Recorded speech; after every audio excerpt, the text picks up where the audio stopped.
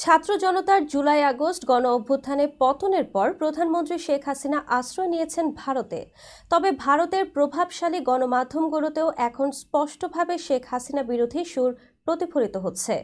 বিশ্লেষকদের মতে একসময়ের মিত্র ভারতও হয়তো হাসিনার দিক থেকে মুখ ফিরিয়ে নিচ্ছে। ভারতের বাংলা দৈনিক সংবাদ প্রতিবেদন ও আনন্দবাজার পত্রিকা সম্প্রতি হাসিনা ও তার সরকারের সমালোচনায় ধারাবাহিক প্রতিবেদন প্রকাশ করেছে। সংবাদ প্রতিদিন লিখেছে, বাংলাদেশের অচল অবস্থার জন্য জনগণ শেখ হাসিনাকেই দায়ী করছে। দুর্নীতি ও অদূরদর্শিতার কারণে তৈরি জঞ্জালি এখন সবচেয়ে বড় চ্যালেঞ্জ। তারা উল্লেখ করে, শেখ মুজিবুর রহমানকে শ্রদ্ধা করলেও হাসিনা ও রেহানার প্রতি মানুষের আস্থা শেষ।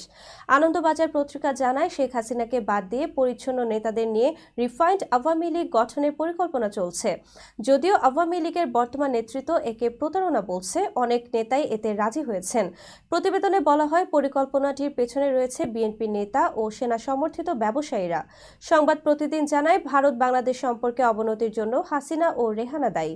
তবে ডক্টর ইউনূসের অন্তর্বর্তী সরকার প্রতিবেশীদের সঙ্গে সুসম্পর্ক গড়ার চেষ্টা করছে। আনন্দবাজার ভারতের কূটনীতিকদের উদ্ধৃতি দিয়ে বলে, যদি আওয়ামী লীগ পাকিস্তানপন্থীদের হাতে চলে যায় তবে ভারতের জন্য তা হবে বিপর্যয়। সংখ্যালঘু নির্যাতনের প্রসঙ্গে সংবাদ প্রতিদিন জানায়, হিন্দুদের ঢাল হিসেবে ব্যবহার করেছে আওয়ামী লীগ। তবে বর্তমান সরকারের কঠোর অবস্থানের কারণে পরিস্থিতির উন্নতি হয়েছে। সবশেষে বিশ্লেষকদের মতে ভারত এখন সত্যিই শেখ হাসিনার দিক থেকে মুখ ফিরিয়ে নিচ্ছে।